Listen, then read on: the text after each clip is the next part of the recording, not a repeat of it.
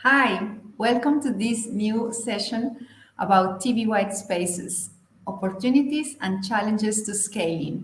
I'm Marta Suarez, the DSA president, and I'm very glad to welcome our speakers for this session and our moderator.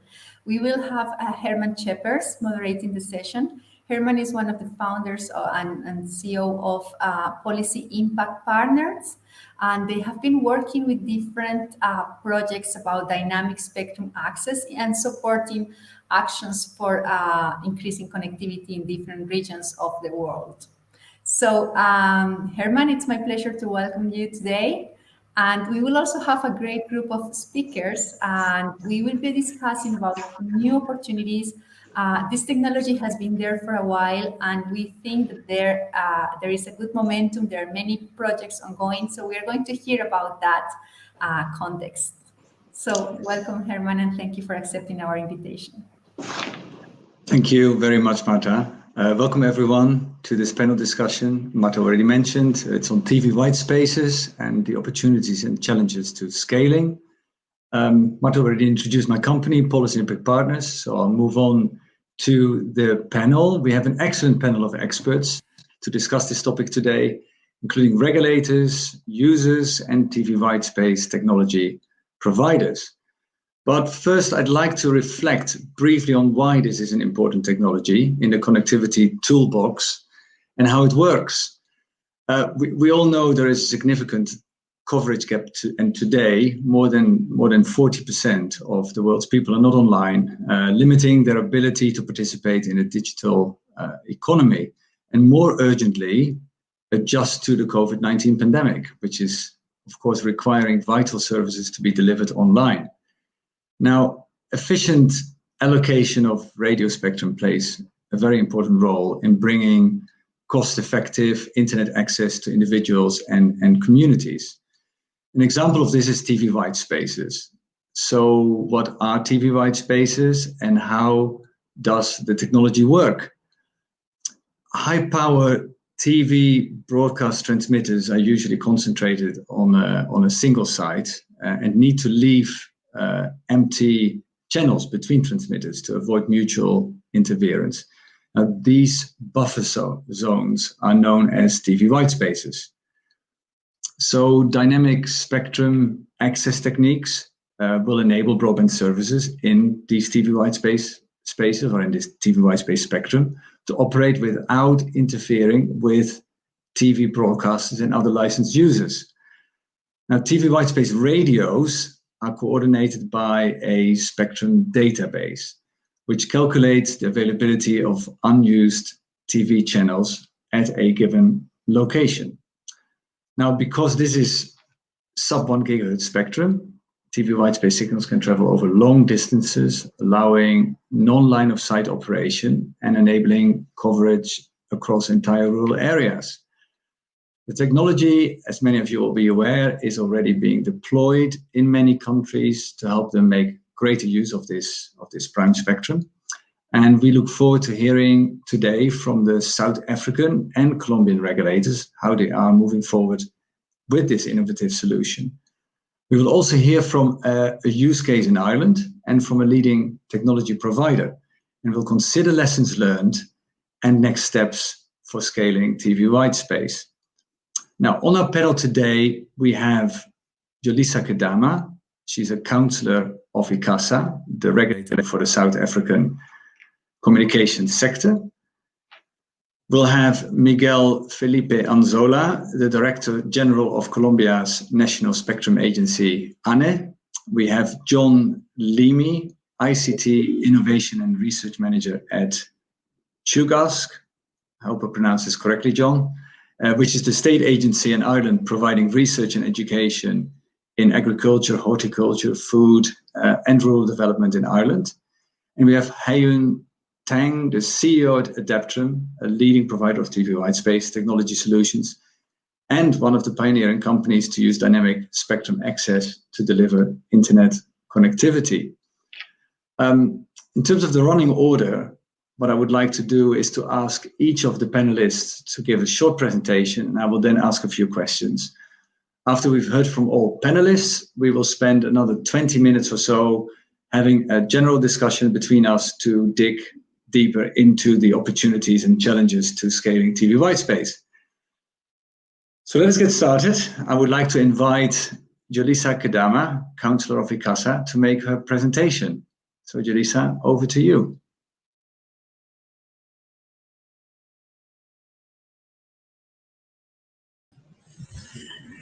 Thank you so much, Herman.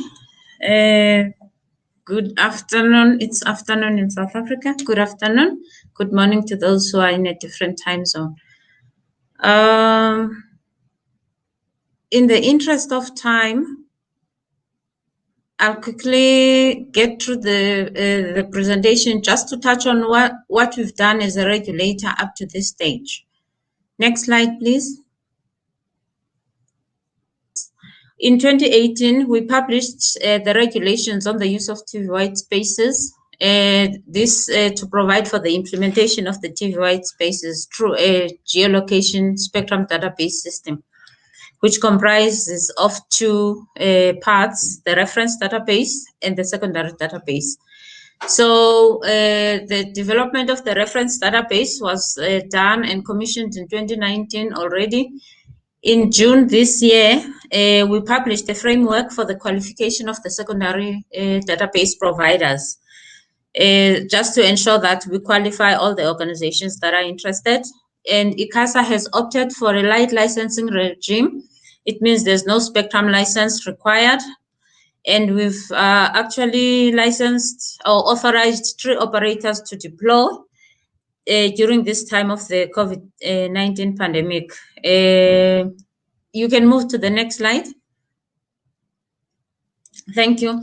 We've done quite a number of trials previously, and one of the lessons that we've learned from that, having regulations in place should give confidence on the current and foreseen benefits of the TV Whitespace. And also it gives confidence to stakeholders and all the investors within the industry. And also we've realized that there's more research that needs to be done on the viability and new potential bands outside the TV Whitespaces. Having the database in place actually protects the primary users, which are the broadcasters, from the interference, and also potential to actually create local entrepreneurs. The technology itself, I don't think I'll get into that because Herman, you've already touched on that. So let's move to the next slide. Thank you. If you look at the challenges and the opportunities, some of the challenges that we've highlighted is the availability of the TV Whitespace spectrum in future, the sustainability and viability of business models, and also the issue of regional harmonization with neighboring countries within the region in support of the economies of scale, and also the issue of risk of harmful interference from white space devices. And just to touch a little bit on the issue of funding. But opportunities are actually there, collaboration with MNOs on the dynamic spectrum assignments, where there's those MNOs that don't have national coverage. Also building localized community networks, and just rural versus urban spectrum availability. I think I'll move to the next slide. So in terms of the way forward, where we are currently, we will issue a notice to invite interested entities to apply to qualify to operate the secondary database as secondary database service providers. The process will run for 90 days. We're making sure that whoever applies goes through that 90 days so that we don't end up with those that don't necessarily know how to, or that don't qualify, or that won't know how to actually run who won't know how to actually deploy this technology. So we're trying to avoid that. So we're giving them as much information as possible, but we're giving them as much time as possible. If you run out of the 90 days, then you get disqualified. But in terms of the application process, it will run without limiting the timelines. Anyone who wants to come and apply will actually be allowed to come. So the regulations will be in force officially from the 1st of April 2021. But in the interim, like I've already mentioned, we've already authorized some of the operators who wanted to deploy TV Whitespaces temporarily during this period. I think if there are operators at this stage, we're doing it via the COVID-19 regulations. But from now on, once we have everything in place, then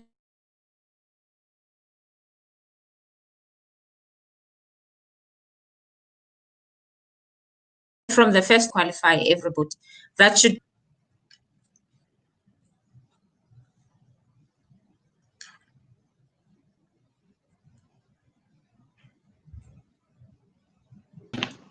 Thank you very much, Yolisa. Thank you for your presentation. I wanted to add to what you just mentioned, that actually ICASA is of course one of the first regulators to implement TV Whitespace trials in Africa, and one of the first to introduce TV Whitespace regulations. So I think for other regulators who are listening to this panel discussion, I'm sure they would be very interested in advice you may have to those who are considering the development of a TV Whitespace regulatory and database framework. So perhaps, Yolisa, can you give us some further insights for other regulators on this? Thank you. Okay, thanks, Herman. I think from our side, like I was saying during my presentation, it's very critical to have the regulatory process in place because that actually gives confidence to those who want to come and deploy. That, I mean, there's the regulatory process in place, all the rules are in place in terms of what you can and cannot do.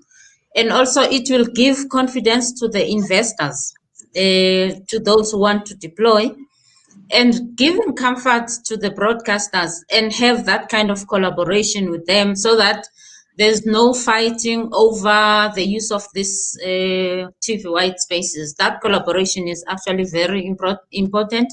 And also it gives comfort to the broadcasters that they will be protected from any interference. Thanks, Herman. Yeah, thanks, Yolisa. And in terms of the use cases, what do you see as the main use cases of this technology for South Africa? I think at this stage, because from the previous trials, we've actually mainly focused, or the main focus from those operators was mainly rural broadband connectivity, and with the main focus being rural school connectivity. So I think that's the main issue at this stage. There could be a lot of those use cases moving forward, given that South Africa is it has a lot of rural areas, and also agriculture being part of the sectors that government is focusing on. But at this stage, what I know for sure from the previous trials, it's mainly rural broadband connectivity. We've got quite a number of gaps in terms of that area. Thank you. Yeah, that makes sense. Thank you, Yolisa. We'll talk more about this in a general discussion. So thank you, Yolisa. Let's move on to our next speaker for the panel discussion today, which is Miguel Felipe Anzola. Miguel is the Director General of Colombia's National Spectrum Agency, ANE. And Miguel is going to talk to us about challenges and opportunities of TV Whitespace deployment in Colombia, and also address the important collaboration between ANE and a university in Colombia to develop the TV Whitespace database. So, Miguel, the floor is yours. Good morning, Herman. Thank you for this invitation. I apologize because my English is not so good. So I want to share the experience in Colombia about this project, challenge and opportunity of TV white spaces deployment in Colombia. Please, the next slide, please. Okay, the advantage and disadvantage of this project. First of all, consider that this is a scheme of operation without cost. That means that the use of Spectrum is free of charge. This is under the modality of free use of Spectrum. The only requirement is that it's necessary to make a registration in the ANI database. Where we are thinking is to promote the efficient use of Spectrum by operating under the sharing scheme. It works in the old frequency band used for television, for broadcast television. It allows good distance for data links, about 15 kilometers between the master device and the slave device. Channels in remote areas are unlikely to become unavailable. This is one of the disadvantages, maybe, but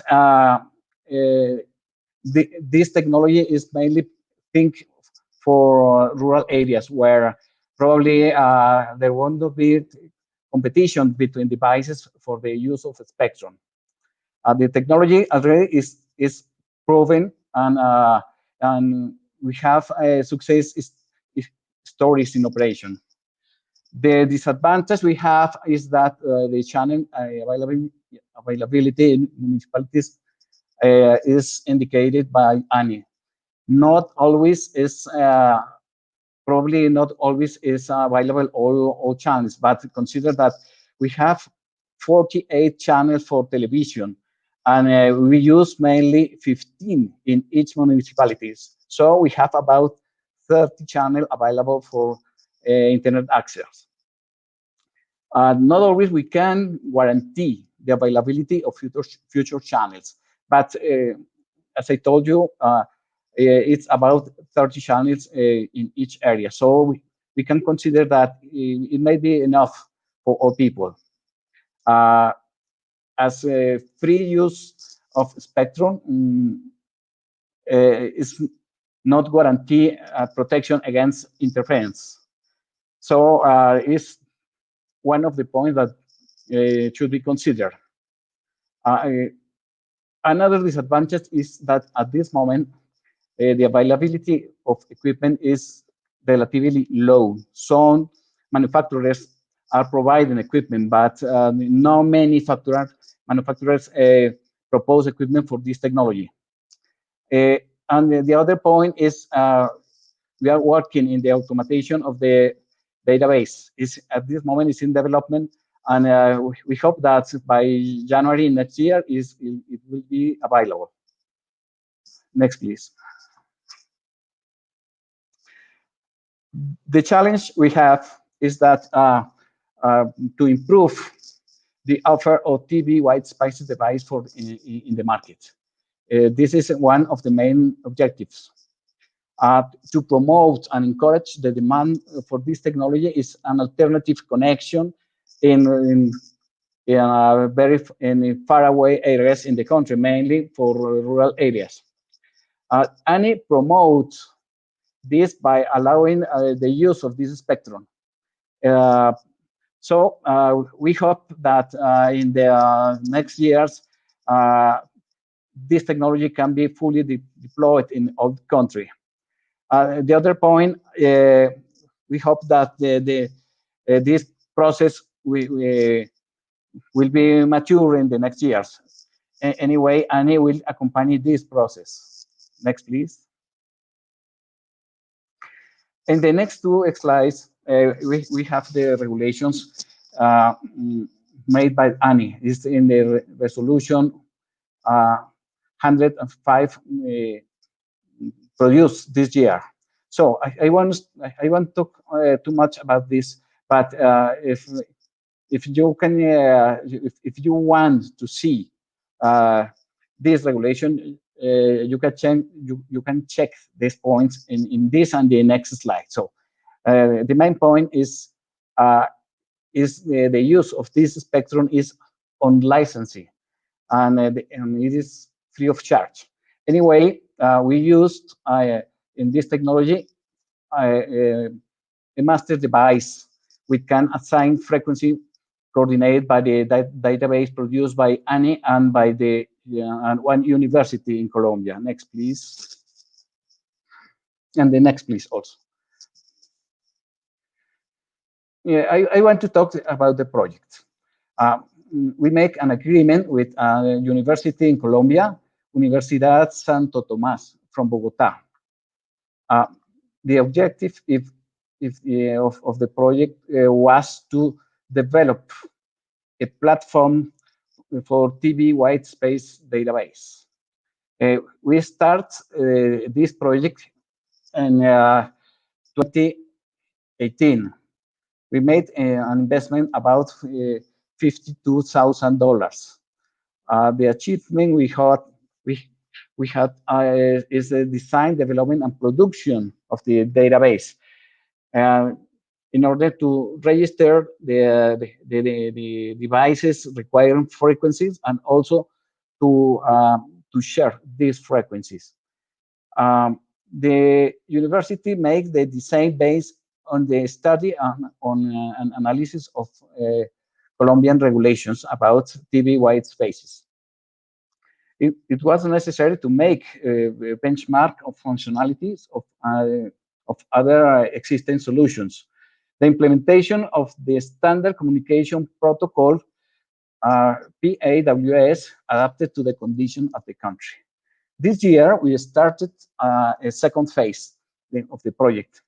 The achievement was to improve the method of calculation according to a recommendation from ITUR. And also to make a functional test of the platform in real time and in controlled environment with equipment from real manufacturers. So we hope that this project will be finished by January next year. And the next step is to start to deploying the solutions. This is mainly the results we have had of this project. So if you have questions, please, you are welcome. Thank you very much, Miguel, for your presentation. That was very clear and very insightful. I have a question for you about your experience in working with the University of Santo Tomás. Maybe you can tell us a little bit more about the synergies you were able to create as a result of this collaboration between ANE and the university. Yes, of course. Thanks to the development of the project, we created the following synergies. Generation of knowledge in calculation methods of the available channels for all device requiring frequencies. Also, the university and the people working in the project benefits from this project. For example, some doctoral research on TV white spaces coexisting methods were developed by one of the team members. Some draft of scientific articles for future publications. So this allowed the university to increase knowledge and to publish this knowledge produced in this project. The software registration with the Copyright Office. The software is necessary to be registered because this will be put in use and in commercial use. And also the transfer of knowledge from the university research group to the engineers. These are some of the synergies we created in this project. Thank you, Miguel. And because you have more experience in Colombia, or at least quite a bit of experience in Colombia compared to many other countries in terms of the implementation of TV white space in your market. What would be your advice to other regulators that are considering going through this process as well? As usual, when what is working on a new project, normally we investigate. We try to get knowledge from other countries, the experience from other countries. So the recommendation is to develop a study of how other countries have done it and analyze for each context which practice is the most convenient for the local conditions, looking always for simple solutions that facilitate the deployment of the technology. Other recommendation, having alliance with the academy, with the university, allows to consider the deployment of technology, taking advantage of its capacity in research, development, and innovation. We consider this because the universities have some resources like people, like laboratories, like equipment, that we don't have in ANI. So it's necessary to coordinate this practice to produce in a synergy way. Another recommendation, at the ecosystem level in Colombia, there are currently few companies that are offering this technology in remote municipalities of the country. It is expected that with the launch of the automated database, greater penetration of this technology will be promoted through supply and demand dynamics. So the recommendation is always to accompany this process with academy and also with vendors, with manufacturers of equipment, because it's necessary to work together to produce the best results.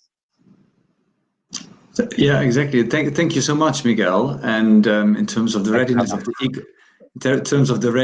ecosystem and availability of devices, we're going to hear more from Haiyun Tang very shortly, who is the CEO of Adaptrum. But before we do, I'd like to give the floor to John Leamy from TEAGASC in Ireland, who is going to talk to us more about the use of TV Whitespace technology in agriculture. So, John, over to you. Thank you very much, Herman, and greetings to everyone from Ireland. I work with TEAGASC. We are, next slide please, we are an internationally recognized science institute, and our domain is in the agri-food area, and we do that by providing research, education, and consultancy services to our clients. We also have a remit in the rural community area as well. So we wanted to deliver a TV Whitespace project. The objectives there, one was to try and get connectivity throughout our research farms to enable a better, richer service to our students. Secondly, we wanted to deploy a FarmBeat sensor platform for real, meaningful, localized data. And a third was to provide internet connectivity for the greater hinterland and surrounding areas of the college campus. Next slide, please. So this is just some photographs of what we implemented. If you can look at the very top picture in the middle where the van is, and if you can see an aerial on the back of that, so that's a mobile hotspot.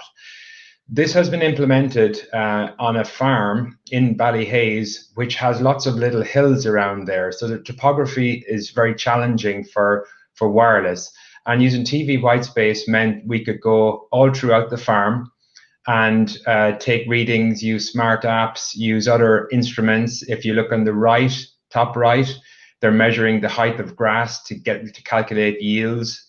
And then if you look at the bottom center where you have a number of students sitting around, this is a very rich experience for the students because they're discussing real-time meaningful information on site. And if you ask any students, they much prefer to do this in a field than in the college, which is on the bottom right-hand corner. So it brings a very rich value to the students to be able to do that in the field. And then you can see one of our smart apps that we're using for for decision tools for farmers and for precision agriculture.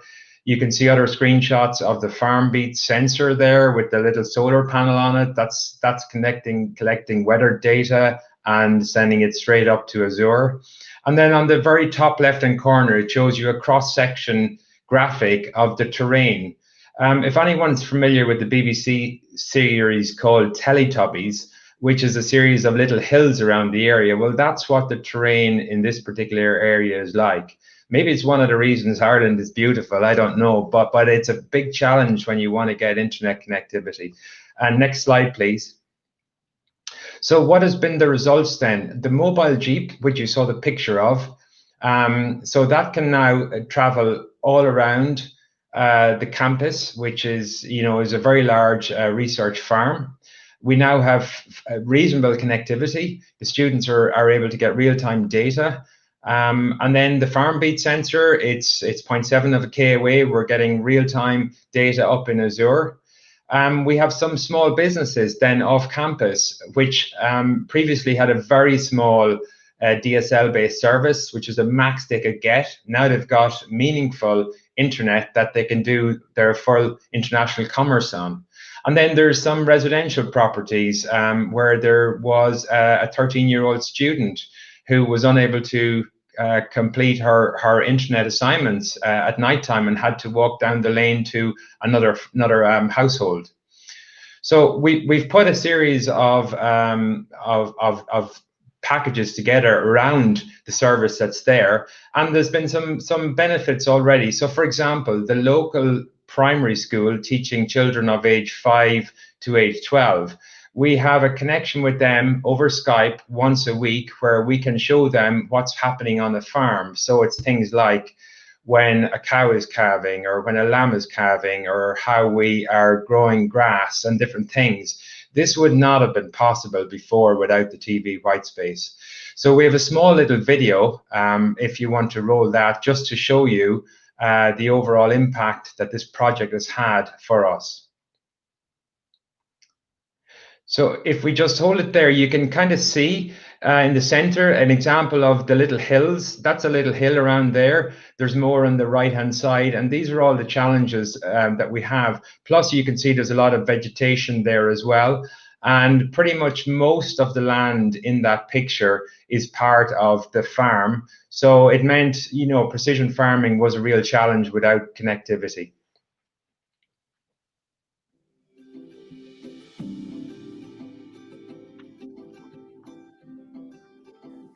So in Teagasc Ballyhaise, we've been delivering education to farmers since 1906, over 110 years. And technology, right from the onset of the setting up of this college, was instrumental to what we do. And that's driving efficiencies, making our farmers better at what they do. We use the whole farm for training our students, so they could be at any part of the farm on a given day, and being able to have connectivity on the farm.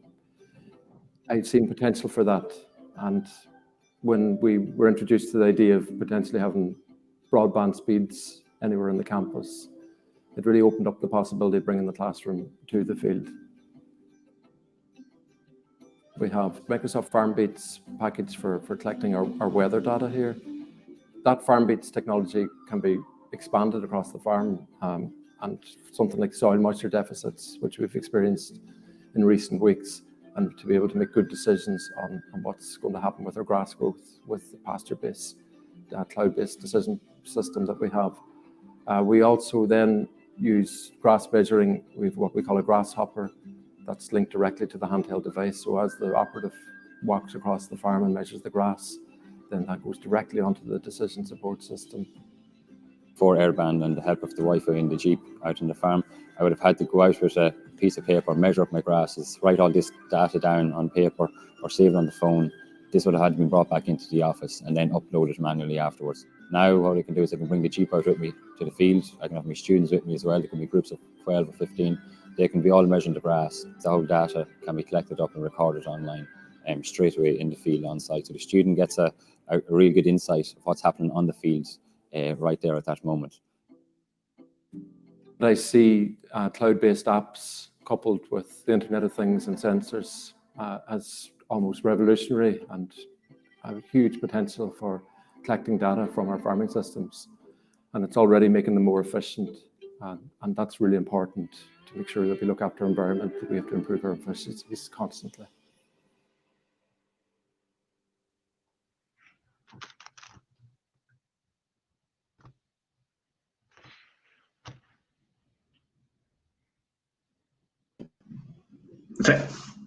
Thank you very much, John. I think it's great to see, these real life examples. It really brings it much closer. And yeah, perhaps for the audience, can you share your lessons learned, and perhaps obstacles, right, that you've been able to overcome that we can learn from your experience?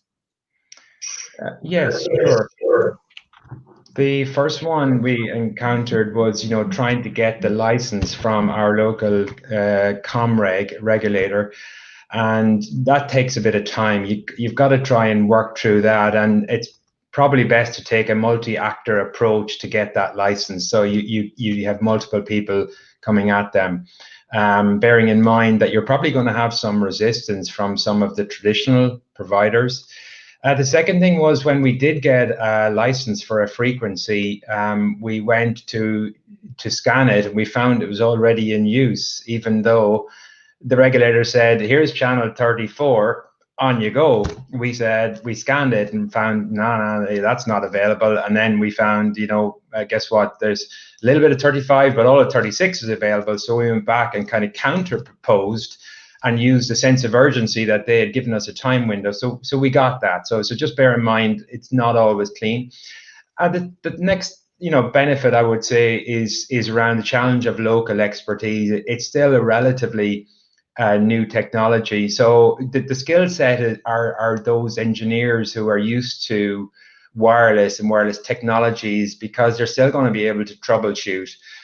We got great support from Microsoft's Airband team in Seattle, and they helped with our own on-site technicians and with a local wireless ISP who were just terrific. So that expertise is important, and it's really about their attitude and their commitment, because you can't expect them to be specialists.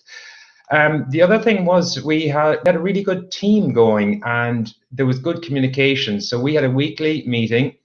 It might only be 30 minutes, and it was every Wednesday. And even if we had, no major updates, we kept the meeting going, because it was good. It meant we had clarity around roles, responsibilities, issues. We had, problems shipping the equipment, because they got to go through customs, and then it's got to get a verification through customs of what exactly this stuff is. So there was a delay of, maybe a month on customs. But, having that good team with really good communications and that clarity of who's doing what and when, and the expertise remotely, they're certainly lessons learned. And then, of course, once it's up and running, you have a really good, solid case that you can use for momentum. I gave the example of, so we had it up and running, all the farm staff and the lecturers and the students are using it, and then it's like somebody come in and said, is there any chance we can do a two-way call with a local school? And then it was the library. So they're starting to find other ways to use the technology that they didn't have there before. So I guess that comes to using these quick wins and these little momentum that's there. So.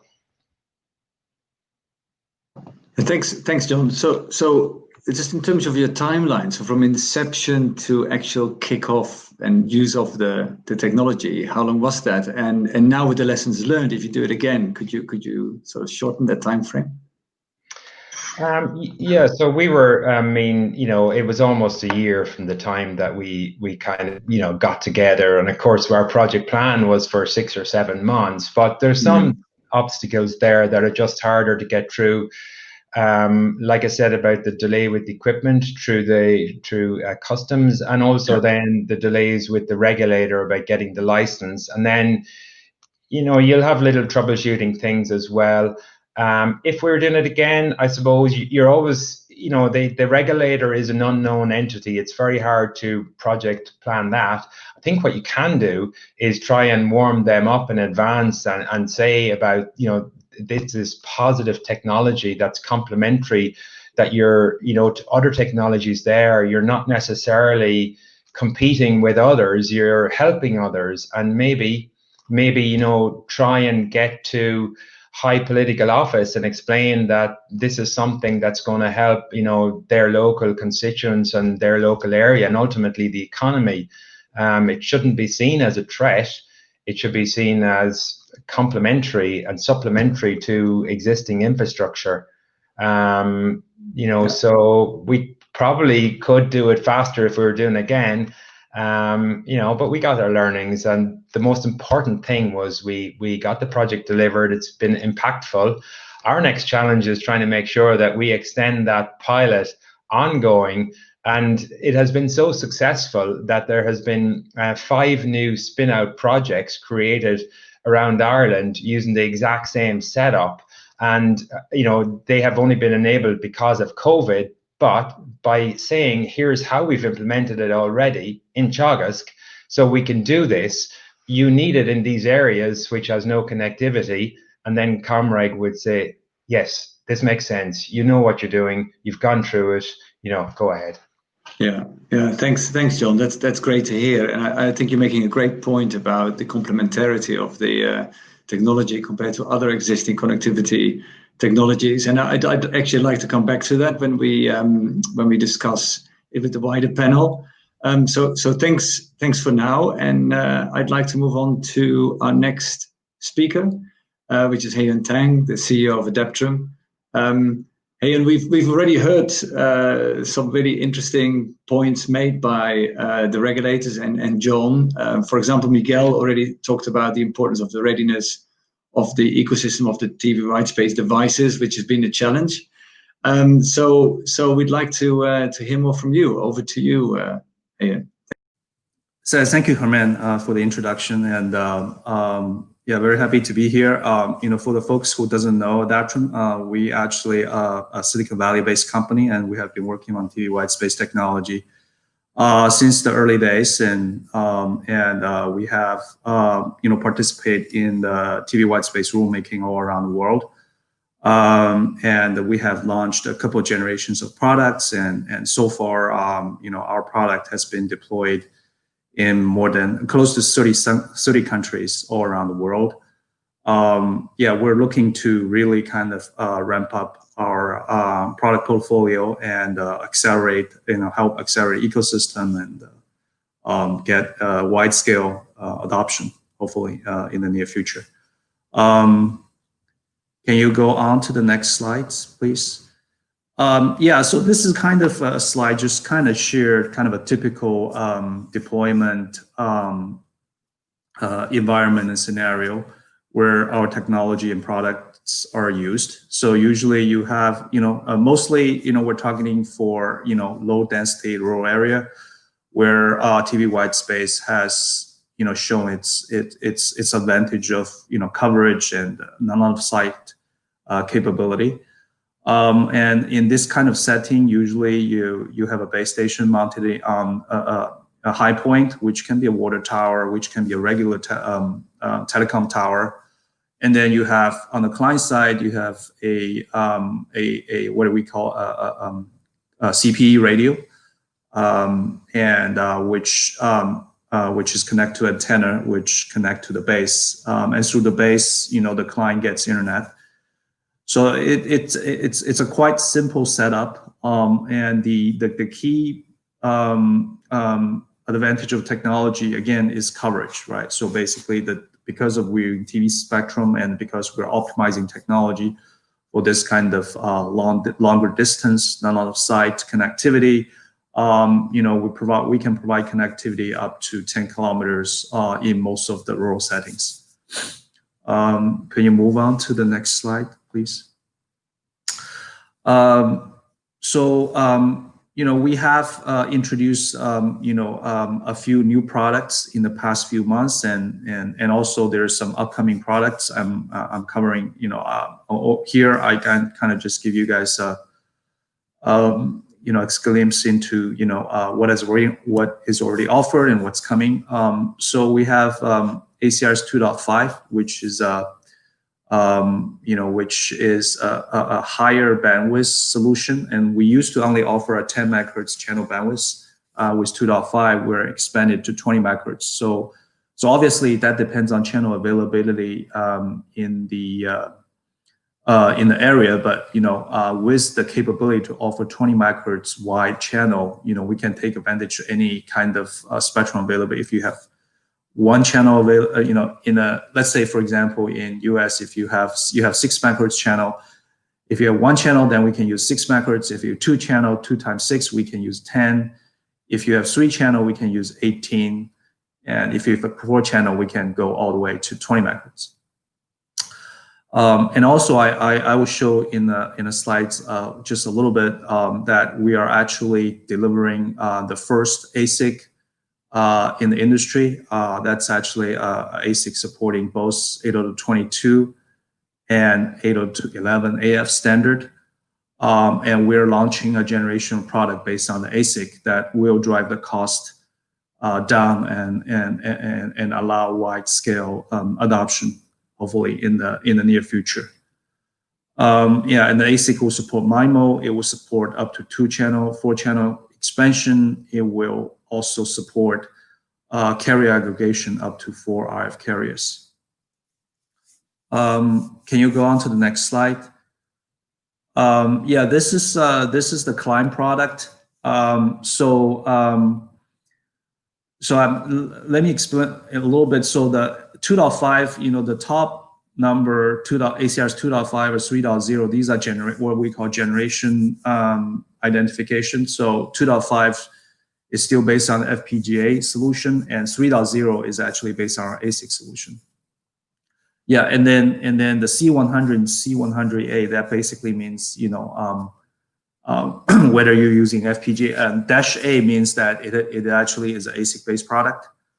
And then C100 versus C200. C200 actually support 2 carriers. So anyway, I think these are the new kind of client products that we are introducing to the market. Could you go on to the next slide, please? As I mentioned that, in the past couple of years, we have focused on kind of delivering the first industry TV Whitespace ASIC. It has been in the works for a little bit. And then the primary purpose that we would launch the project is to really kind of I think cost has been a barrier for adoption in the past quite a few years. So our goal is to really drive the cost down and enable the large scale deployment with the introduction of the ASIC. What we're also thinking about doing is we're considering open source the development environment for the ASIC, and the ASIC actually support both 802.22 and 802.11 AF standard. So by opening up, we will allow more third-party vendors potentially to use the chipset as we do, as well as allow any kind of innovative use of the technology by any kind of developers around the world. Could you go on to the next slide? Next slide, please. So one of the key elements of TV Whitespace is database, because TV Whitespace is considered lightly regulated spectrum, and you have to communicate with a authorized TV Whitespace database to retrieve the channels available. So we have been in the past working with regulators and with third-party database providers to enable the TV Whitespace database. So far, we have actually implemented 18 TV Whitespace country databases. We pretty much work with all the TV Whitespace database available, in the world, and these modules, help allow us to kind of allow our device to work anywhere around the world. And could you go on to the next slide, please? Yeah, and then finally, this is our cloud-based network management software that allows you to manage, monitor, and upgrade the radios. It also includes integrated spectrum scan to allow user to analyze the spectrum environment and pick the best channels available based on in their local environment. Yeah, I think that's all. I think I just wanted to kind of run through our new products and run through our software. As I mentioned, that our goal is to enable scale, reduce cost. To us, that two important metric. One is the cost effectiveness of the device, and second, the ease of use. And we hope to achieve both by introducing the ASIC as well as to have this suite of software available to our users. Thanks. That's all. Thanks very much, Haiyun. That's really very fascinating. You just mentioned the importance of reducing cost and scaling. What changes do you think need to happen to make widespread adoption of TV whitespace technology feasible? I think the key. So that's why we've been working on it. So, it took us a while, and it was we were planning to introduce it earlier this year, but then COVID and other things, and so now we are in a good position. So 2021 that we will launch the ASIC-based product, and I think that hopefully will change the landscape drastically, and hopefully the folks really can see, hey, yeah, this product is really kind of cost-wise, it's on par with any kind of other Wi-Fi based product. By these additional advantage of longer distance, none of sight, and that's our really kind of what we hope to achieve in the very near future with the ASIC introduction. Sure. You mentioned the 18 TV whitespace database deployments you're involved with. What can you share some of your learnings there, Haiyun? Yeah, I see. So the TV whitespace regulation start from US. Now you have the US regulation, and then you move to UK. Then you have the Ofcom regulation. Then it's spread all around, and then you have the pulse based the TV whitespace framework that's actually as part of the DSA effort. So I think in general, I think the TV whitespace databases follow these three flavors, but then every country has its own kind of nuances, and they always want to trick things a little bit. And it just makes it harder for as an equipment vendor and as a technology provider. We need to do the work to kind of accommodate all these nuances, different countries. So at the end, we decided to develop. So we have a common framework, but we kind of have a customization, kind of a software template to allow us to adapt to different countries. So that's why, what I shared before, you can see that we actually have software modules, and then we can dynamically configure these radios to communicate with any specific countries. Right. Yeah. Okay. Thanks very much for that, Haiyun. So I think that's actually quite a nice opportunity to then move on to the wider panel discussion and have a debate amongst the panelists. And what I would like to do, if that's okay with John, because John mentioned the complementarity of the TV whitespace technology. So if I think about those I sometimes talk to who are not necessarily very intimately involved with this topic, are not always clear on where TV whitespace technology begins and where it ends if you compare it with other solutions, satellite, fiber, fixed wireless access, and so on. So maybe, John, could you give us some additional thoughts on that importance of the complementarity of TV whitespace technology? Yes, sure, Herman. I guess, where TV Whitespace comes into its own is in areas that are, geographically challenged and areas that the mainstream technologies can't already get to. So if you take Ireland, we have, reasonably good national layout of fiber, but it's the last, those last 5–10% of houses that we can't get to. And it's really expensive to try and get to those last 5–10% of the houses. And, TV Whitespace can get through those challenges probably cheaper than most other types of technologies. So therefore, it's an ideal complementary solution, so that it's a blended solution. If you've got a national fiber broadband network and maybe you've got a mixture of copper as well, you've got some ADSL, and then for these hard to reach areas you can mix in some TV Whitespace, then you're probably going to be able to deliver at a national level your broadband strategy quicker and cheaper than if you don't use something like TV Whitespace for that last hard to reach areas.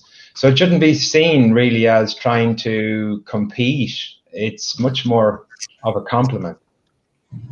Yeah, thanks very much, John. So to move on to the regulatory perspective, so perhaps Yolisa or Miguel, any thoughts you have on this, on how TV Whitespace is actually complementary to other technologies? I don't know who would like to go first. Oh. Okay, Yolisa, maybe you go first, and then Miguel, if that's okay. Yeah, thanks. Okay, I'll go first. I think given the rural nature of our country as well, I mean, we hardly ever see any operator actually committing to connecting 100% population coverage. So I think this type of a technology, it will complement the existing networks very well to cover those gaps that ordinarily would not have been covered. Thank you. Thanks, Yolisa. And Miguel, please. Okay. I can say in the case of Colombia. Colombia is a mid-sized country with a very big land extensions. In Colombia, most of the people is concentrated in cities, in towns, in villages. But the connectivity at this moment is concentrated mainly in urban areas. So even that at this moment we are implementing solutions with wireless connectivity using 4G IMT solutions. These solutions will reach about 3,658 locations where the government put the money. But I think that the TV Whitespaces is a good complementary solutions because it can reach our rural areas where it's good for to cover big regions, especially, for example, where some economic associations can improve the development of the projects. So this technology is good to cover big areas. It's a good complementary solutions to the other technologies we have now at this moment. Yeah, thank you very much. Haiyun, anything you'd like to add to what the previous speakers just said about the complementarity of TV Whitespace technology? Yeah, I completely agree with the other panelists about this. Yeah, I think TV Whitespace is a gap filler. It can actually, because of the capability and propagation characteristics, it can allow connectivity to be provided in the area there are challenges, and that's why we actually focus on at least for now is rural and suburban kind of markets where we can show the advantage of the technology compared to others. So I think in the future, I hope that TV Whitespace will be part of the toolkit with other wireless products in different, in other parts of the spectrum. Yeah, exactly. Thanks. We've referred a couple of times to the COVID pandemic and the importance of accelerated connectivity, more important really than ever. How can we accelerate the use of TV Whitespace to provide this much needed connectivity? Maybe I'll start with, and get your thoughts, and maybe I'll start with Yolisa again, because you did mention it in your presentation briefly, but I think that may be a good start point, and then move on to the other panelists. Okay, thanks, Herman. I think from our side, we've already started to accommodate some of the operators, like I've mentioned in my presentation, but those ones have been authorized temporarily. As soon as we have the process formalized, if I can put it like that, then everybody is going to follow the process, the regulatory process that is in place. I think the critical issue is, again, to make sure that the turnaround times, they get shortened. Operators don't have to go through the process that John was mentioning in his presentation, having to have all the hurdles. I think from our side, the light touch regulatory licensing process that we've adopted, I think it's also going to assist, because the hurdles, there won't be as much, though there's a little bit of regulatory, the accreditation process that is still left in the process. Thanks. Yeah. Thanks, Yolisa. So Miguel, what are your thoughts on making the use of TV Whitespace easier during this COVID pandemic? Okay, at this moment, I think that we have some advantages, because first of all, the spectrum can be used on a free basis, so everyone can implement the solutions without any cost, without only equipment cost and the operation cost. The other point is that the regulation is set at this moment. We have read the regulation. We are only waiting, expecting that the implementation of the database is ready, or will be ready in January next year. So what is necessary is to promote the deployment of these solutions through the providers, through associations, through economic associations, through education associations, for different sectors of the economy. So I think that it will be very, very easy to implement the solutions in Colombia. Yeah. Thank you, Miguel. John, any thoughts you have on this topic? Well, based on our example, maybe if there's good data around the frequencies that are in use, and then obviously, removing the barriers to get that up and running. The other one that you could use is when you have a positive use case, like we had in Ireland, you've got some leverage to be able to use that to say, look, we've got a solution up and running.